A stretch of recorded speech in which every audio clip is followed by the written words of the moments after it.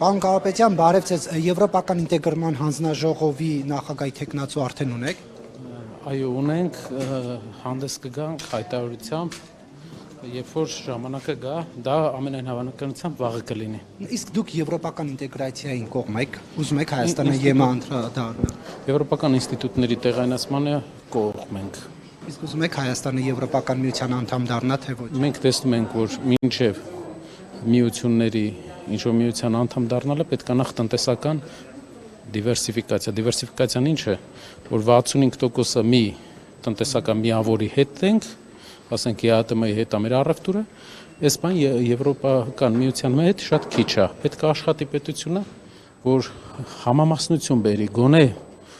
50-50 կարողանանք ապահովենք Եվրոպական միության հետ, այսինքն 30 ԵԱՏՄ, 30 Եվրոպական միություն, այն ժամանակ մեր հասարակությունը իր որոշումը կայացնի։ Բայց այս պահին մենք տեսնում ենք, որ կա դիվերսիֆիկացիայի մեծ խնդիր, պարոն Կիրակոսյան։ Կներեք, պետք է Հայաստանի ապագան ինչ-որ փուլում ԵԱՏՄ-ից դուրս գա եւ ԵՄ անդամ դառնա։